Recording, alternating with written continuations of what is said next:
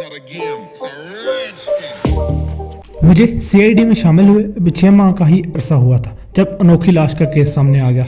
ये एक परफेक्ट कत्ल का ऐसा वाक़या था जिसे मुझ जैसे होनहार को नामुकम्मल शवाहिद के बल पर पाया तकमील तक पहुंचाने की जिम्मेदारी दी गई थी।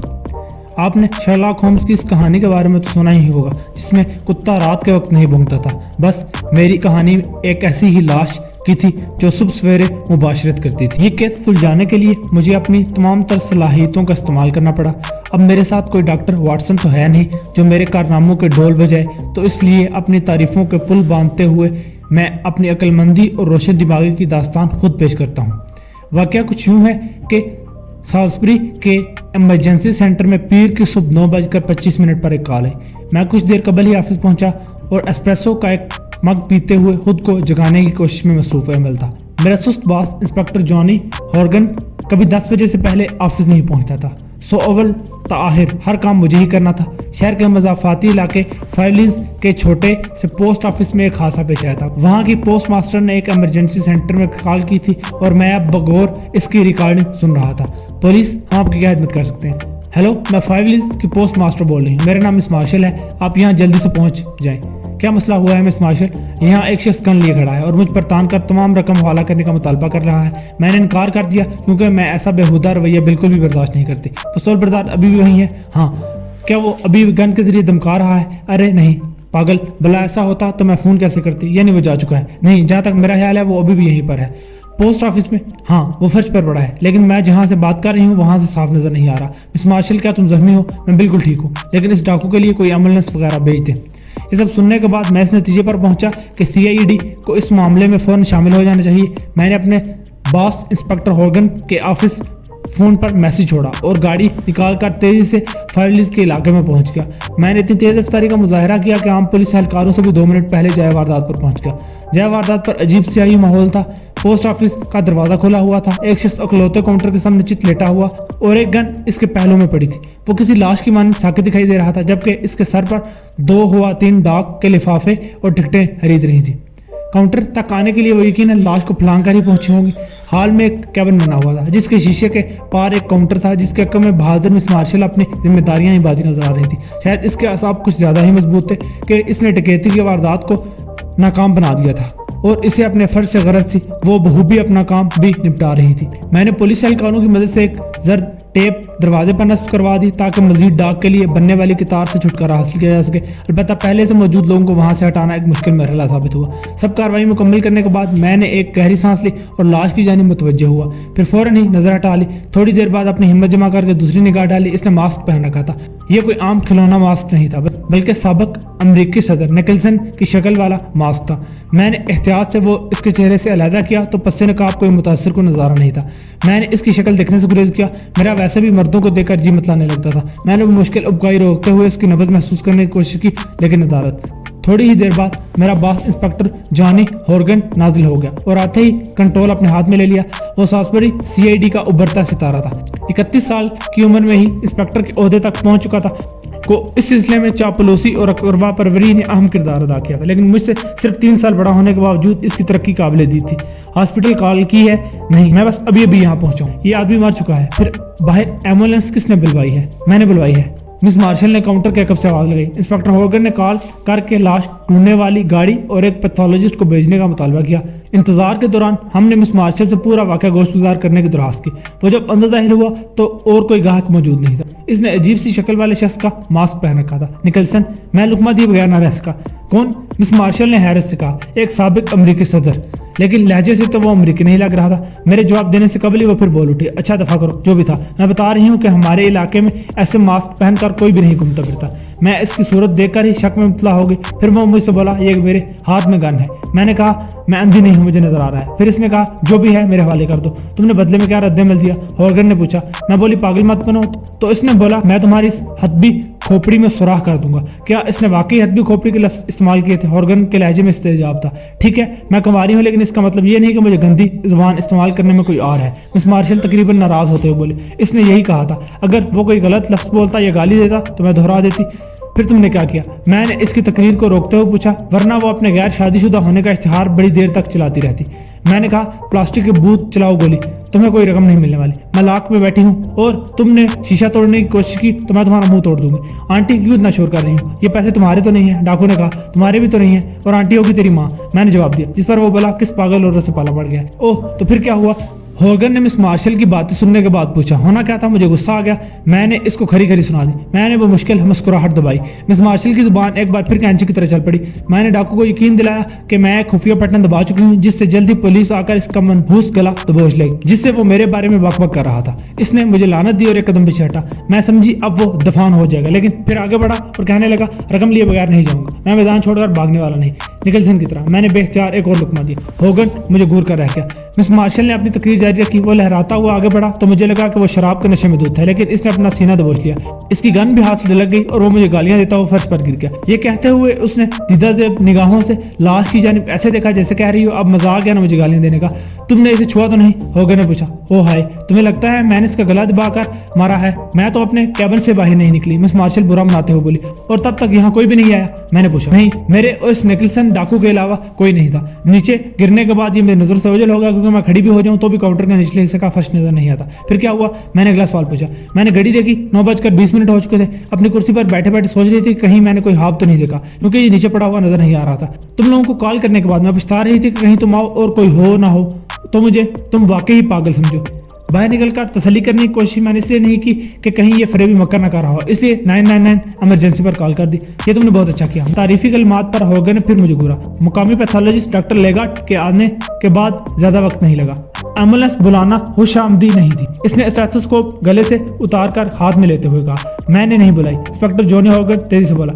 मैं तो लाश की टेढ़ी मेढ़ी हालत देखकर समझ गया था कि बंदा टपक चुका है, सिर्फ देखकर अंदाजा नहीं लगाया जा सकता। डॉक्टर ने मुंह बनाया। मैंने नब्ज भी चेक की है। मैं बोला चलो फिर इस बात पर हम सब मुत्फिक हैं कि ये एक मुर्दा है। डॉक्टर ने बेजारी से कहा। हाँ है तो मुर्दा, लेकिन मरा कैसे? हॉर्गन ने पूछा। मैं पैथोलॉजिस्ट हूँ, कोई नजूमी नहीं जो गायब की बातें बताऊँ। डॉक्टर बोला। दिल का दौरा, हॉर्गन ने हया जाहिर किया। लगता है मेरी बातें सुनी नहीं तुमने, और अगर सुनी है तो समझी नहीं। डॉक्टर के लहजे में वाज़ेह तंज था। ये कोई जवान आदमी नहीं है। हॉर्गन ने भी सुनी अनसुनी करते हुए कहा। क्या तुम उसे जानते हो? डॉक्टर ने पूछा। हॉर्गन खामोश हो गया। मैं जानता था कि इसने कभी हवा में भी इस बंदे की शक्ल नहीं देखी होगी। इंस्पेक्टर जॉनी हॉर्गन सेसेक्स में तैनात था और हाल ही में तरक्की पाकर यहाँ आया था। वो मेरी तरफ मुड़ा क्योंकि मैं यहाँ का मुकाबली शख्स था। मैं लाश की जानिब देखने से गुरेज कर रहा था। अगर मैं ज्यादा देर इस जानिब देखता तो यकीन क्या कर देता।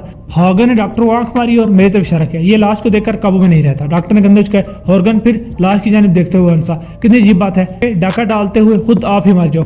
डॉक्टर ने कहा। डाक खाने को लूटने वाला जहनी ही नहीं जिस्मानी तौर पर भी बीमार निकला। हॉर्गन ने शफाक तबसरा किया। जहनी दबाव एक हकीकी मर्ज है और कोई भी इसका शिकार हो सकता है। डॉक्टर लेगाट के लहजे में यकलखती एक सर्द लहर सर रही। इंस्पेक्टर क्या तुम्हें रातों को सुकून की नींद आती है? हॉर्गन ने सवाल पर नजरें चुरा ली। डॉक्टर लेगाट शायद बुरा मान गया था, इसलिए इसने इस गुफ्तगू के बाद हमसे केस के हवाले से कुछ तल्ख सवाल किए और आखिर में पूछा क्या आप लोगों की जानिब से कार्रवाई मुकम्मल हो चुकी है? हाँ, हॉर्गन बोला। जेबों की तलाशी ली। वो अपना शनाख्ती कार्ड जेब में लेकर नहीं फिर रहा था। गन के बारे में क्या कहते हो? गन? मोगन हंसा। इसे बदला लेने का मौका मिल गया। ये एक खिलौना गन है, बच्चों की दुकान से बासानी मिल जाती है। डॉक्टर इसकी ये बात सुनकर खामोश हो गया। हॉर्गन एक बार फिर मिस मार्शल की जानिब बढ़ा जो अभी तक अपने कैबिन में थी। क्या तुम इस शख्स को जानती हो? मैंने इसे पहले कभी नहीं देखा, लेकिन तुम तो कह रही थी। मेरा मतलब है मास्क के बगैर। मास्क के साथ वो मुझे बहुत अजीब लगा। मिस मार्शल ने बात काटी। फिर बाहर आकर इसकी सूरत शनाख्त करो। वो अपना कैबिन खोलकर बाहर आई, आंखें सुकेड़ कर लाश को देखने लगी। मेरे मुकाबले में वो काफी बहादुर साबित हो रही थी, क्योंकि इसे लाश को बगौर देखते हुए कोई दिक्कत नहीं हो रही थी। ये मेरे लिए अजनबी है और मुझे नहीं मालूम कि खिलौना गल लेकर आया है। वो अपना तजर्बा मुकम्मल करने के बाद ही हमसे यूं गोया हुई जैसे कोई बहुत बड़ा इंकशाफ कर रही हो। तब तो तुम्हारी बहादुरी की दाद देना पड़ेगी, हॉर्गन बोला। लेकिन साथ ही खड़े डॉक्टर के लिए इसकी बड़बड़ाहट कुछ हो रही थी। अहमक बुड्ढी गाय, अपना बयान पुलिस स्टेशन में आकर रिकॉर्ड करवा देना। हॉर्गन ने फिर ऊंची आवाज में मिस मार्शल को पुलिस स्टेशन आकर बयान रिकॉर्ड करवाने का कहा। तुम इसके बारे में क्या कह रहे थे? डॉक्टर लेगाट ने मिस मार्शल के पुलिस एहलकार के साथ पुलिस स्टेशन की जानिब जाने के बाद माथे पर तेवरी चढ़ाते हुए पूछा। जो भी कहा सही कहा, हॉर्गन बेपरवाही से बोला। अगर गन असली होती तो हुकूमत के चंद टकों की खातिर वो अपनी खोपड़ी खुलवा बैठती, जिसमें दिमाग की जगह यकीनन बोसा भरा हुआ है। लेगाट ने नापसंदा निगाहों से हॉर्गन को देखा। और अच्छी शहरी बनने का जो सबक हमें पढ़ाया जाता है उसका क्या? तुम पुलिस वाले अवाम को बेवकूफ़ और जाहिल समझते हो। तुम्हें क्या मालूम कि निहत्ती औरत का किसी पस्तौल बरदार के खिलाफ ऐसे मजबूती से साबित कदम रहना कितने हौसले और हिम्मत वाला काम है। अच्छा तो फिर क्या तुम्हें मालूम है? हॉर्गन का लहजा इस्तज़ाइया था। हाँ मुझे मालूम है, डॉक्टर लेगाट ने जज्बाती अंदाज में कहा। मेरी बहन को ऐसे ही एक जुर्म का सामना करना पड़ा था, लेकिन तुम पुलिस वालों ने इसे कोई इनाम तो क्या मिलना था, जरा सी हौसला अफजाई तक की ना की गई। तुम क्या जानो इस हादसे के बाद मिस मार्शल कितनी रातों की नींद भयानक ख्वाबों की नजर हो जाएगी। लेकिन लेकिन मैंने इसे बहादुर भी कहा है। हॉगन ने अपनी इज्जत बचाने के लिए कमजोर लहजे में कहा। डॉक्टर लेगाट, हॉगन के इस नुक्ते से कोई खास मुतासिर ना हुआ। अगर तुम लोगों की कार्रवाई मुकम्मल हो गई हो तो मैं लाश सर थाने में ले जाऊँ। इसका पोस्टमार्टम अभी होना बाकी है। हाँ ले जाओ, हमें अभी इसके वारसों को भी तलाश करना है। हमसे मुराद इसकी सिर्फ मैं था। अब केस की तमाम पेशरफ्त के लिए मुझे ही जगह जगह धक्के खाने थे। ये सच है कि लाशें देखकर मेरी तबीयत बिगड़ जाती है, लेकिन जिंदा लोगों के साथ मैं बहुत अच्छा हूँ। खासतौर पर अगर कोई सुनहरी बालों वाली हसीना सामने हो तो मेरी खुशी हलाकी कई गुना बढ़ जाती है। पोस्ट ऑफिस वाले वाक़े के एक दिन बाद की बात है कि मैं हाल में जेल से रिहा होने वाले एक मुजरिम की रिहाइशगाह पर पहुंचा जो एक छोटे से फ्लैट पर मुश्तमिल थे। जैक सोम्स पोर्टलैंड में मुसल्लह डकैती के जुर्म में 4 साल की कैद काटकर रिहा हुआ था। पहले से मशकूक लोगों की लिस्ट में इसका नाम भी आता था, इसलिए मैं इसके दरवाजे पर दस्तक दे चुका था जहाँ से वो खुशरू हसीना बरामद हुई। वो यहाँ नहीं है। सुनहरी बालों वाली हसीना ने इसकी मौजूदगी से इनकार कर दिया। इसका कोई अता पता मैं नहीं जानती। आखिरी बार कब देखा था इसे? कल। हाँ कल देखा था। मामला क्या है? इसने पूछा। ढीली डाली एक शर्ट में भी इसका सरापा झलकने से ज्यादा छलक रहा था। किसी उधेड़ उम्र डाकू की इतनी पटाखा गर्लफ्रेंड मुझे हैरत में मुबतला कर रही थी। मैंने अपने ख्यालात को खुद तक ही महदूद रखा। तुम इसकी करीबी दोस्तों में वो जवाब देने से पहले जरा इश्क चाहिए। तुम्हें क्या लगता है नाम क्या है तुम्हारा? ज़ारा शाइक। और कल रात तुम अकेली थी? तुम्हें इससे मतलब? जैक रात यहाँ था? इसने सर हिलाकर इनकार कर दिया। कल जब वो तुम्हें छोड़कर बाहर गया तो बताकर गया था कि कहाँ जा रहा है। मैं इसकी गर्लफ्रेंड हूँ, मान है। इस बात पर मेरी हंसी निकल गई। फिर भी इंसान आते जाते कुछ तो बताता है। मुझे इससे कोई शिकायत नहीं है, ज़ारा ने कहा। एक साबिका मुजरिम से ताल्लुक किसी भी किस्म की परेशानी का बायस बन सकता है। ज़ारा के चेहरे पर परेशानी छा गई। कोई एक्सीडेंट तो नहीं हो गया इसका? इसके पास कोई गन है? मैंने ज़ारा की बात का जवाब देने से पहले नया सवाल कर दिया। क्या? इतनी बोली मत बनो। तुम और मैं दोनों अच्छी तरह से जानते हैं कि इसका नतीजा तुम्हारे हक में बेहतर नहीं होगा। मुझे बस ये बताओ कि जब वो यहाँ से गया था तो इसके पास कोई गन थी? नहीं। जेल से आने के बाद वो बहुत मुहतात हो चुका है और कोई गैर कानूनी काम नहीं करता। अब हकीकत बताने का वक्त आ गया है। कल सुबह डाक खाने में एक मुसल्लह डकैती की वारदात हुई है जिसके दौरान एक शख्स जान से हाथ धो बैठा है। ओह, तो क्या बेचारा पोस्ट मास्टर मारा गया? नहीं, बल्कि डाकू की मौत हुई। हमें अच्छा है कि वो जैक सोम्स था जो इस तफ्तीश के दायरे में आ रहा हो। हम इससे रब्ता कर रहे हैं। जैक पहला शख्स है जो कल से गायब है। ओ मेरे खुदा।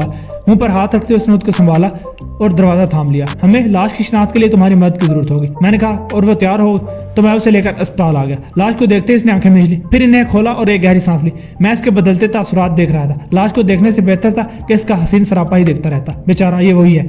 तुम ये बात पूरे यकीन से कह सकती हो? 100%। इसके लहजे में तफन्नुन था।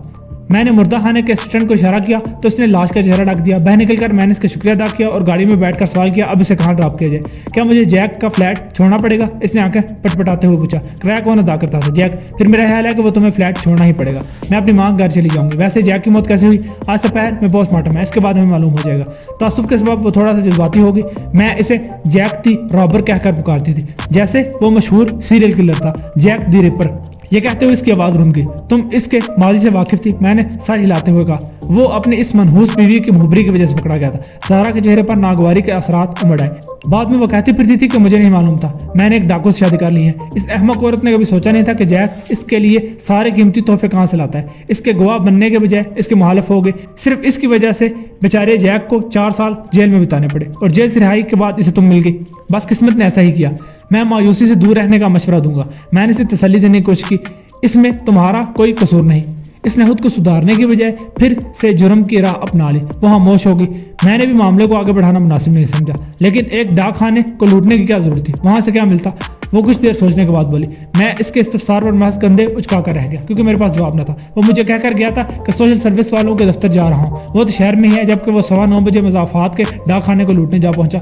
बको मत, ज़ारा ने मुंह बनाया। इस वक्त तो हम बिस्तर में थे। ये तो नामुमकिन है। इसका चेहरा गुस्से से लाल हो गया। तो मैं झूठ बोल रही हूँ क्या? तुम शायद नींद में थी, इसलिए शायद वक्त का अंदाजा नहीं लगा पाई होगी। नींद में? तुम पागल तो नहीं हो? रात भरपूर नींद के बाद जैक में कोई नया इंसान ही बेदार हो गया। सुर्ख पड़ते चेहरे की दमक और आंखों की बढ़ती चमक इसके लहजे को पुर असर बना रही थी, जिसमें वो अपने हम बिस्तरी की तफसीलात मेरे गोश गुजार कर रही थी। 10 बजे से पहले वो घर से बाहर भी नहीं निकला। 10? तब तक तो सफोत हुए काफी वक्त गुजर चुका था। मैंने बेयकीनी से कहा। नामुमकिन? वो कैसे? क्योंकि मैं घड़ी देख रही थी। इसके चेहरे की सुर्खी बड़ी। जैक कभी इतना पुरजोश नहीं था और ना ही इतना वक्त लगाता था। घड़ी गलत होगी। फिर इसका और तुम्हारी कार की घड़ी का वक्त एक ही क्यों है? वो अपनी कलाई की जानिब देखते हुए बोले, जिसमें एक नाजुक सी रिश्तवाज वक्त बता रही थी जो असल वक्त था। मैं लाजवाब होकर रह गया था। मेरा खड़ूस पास जॉनी हॉर्गन मेरी काविश से मुतासिर नहीं हुआ था। इसने पूछा, सवाल ये है कि वो झूठ क्यों बोल रही है? मुझे नहीं लगता इसने झूठ बोला है। मैंने हॉर्गन की तरदीद की। तुम कैसे उसकी बात का यकीन कर सकते हो अहमक शख्स? तुमने खुद वो लाश 9:25 पर डाक खाने में देखी थी। वो झूठ बोलकर कौन सा फायदा हासिल करेगी? فائدہ شاید کوئی نہیں, بس اس کا ذہن اس معاملے میں کام نہیں کر رہا. اس حالت کا وہ ذکر کر رہی ہے, اس میں بلا گھڑی پر وقت دیکھنے کی فرصت ملتی ہے, لیکن اس معاملے میں وہ سب کچھ پورے یقین سے کہہ رہی. میں اپنی بات پر اڑ گیا. تمہارے دماغ میں یہ بات کیوں نہیں سما رہی کہ 9:20 تک جیک سومز مر چکا تھا؟ ہوگن جھنجھلا کر بولا. تم اس لڑکی سے خود بات کیوں نہیں کر لیتے؟ میں نے بھی جھنجھلا کر کہا. میرا دماغ خراب نہیں ہے. ہورگن نے انکار کیا. اس نے لاش کی شناخت کر لی؟ ہاں. تو بس پھر ہمیں مزید اس کی ضرورت نہیں. مجھے نہ چاہتے ہوئے بھی ہورگن کی بات سے متفق ہونا پڑا. غالب امکان یہی تھا کہ زارا کی یادداشت کام نہیں کر رہی تھی. جیک سومز کی بیوی کو تلاش کرو, ان کی طلاق نہیں ہوئی تھی, وہی اس کی وارث ہے, وہ لاش کی شناخت کا عمل زیادہ بہتر طریقے سے کر سکتی ہے. ہوگن نے پوری تفتیش کے دوران پہلی بار کوئی ایسا مشورہ دیا تھا جس سے مجھے مدد مل سکتی تھی.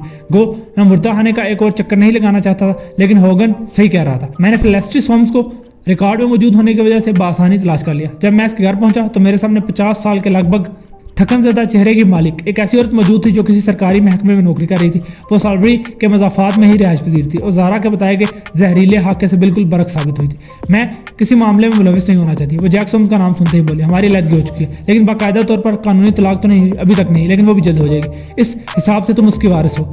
صبح سے یہ میرا مردہ خانہ میں دوسرا چکر تھا. فیلسٹی بلاخر میرے ساتھ چلنے پر رضامند ہوگی. اس سے پہلے تو جیک کی موت کا یقین نہیں آ رہا تھا, لیکن اس کی ممکنہ موت کی خوشی میں وہ میرے ساتھ آ گئی.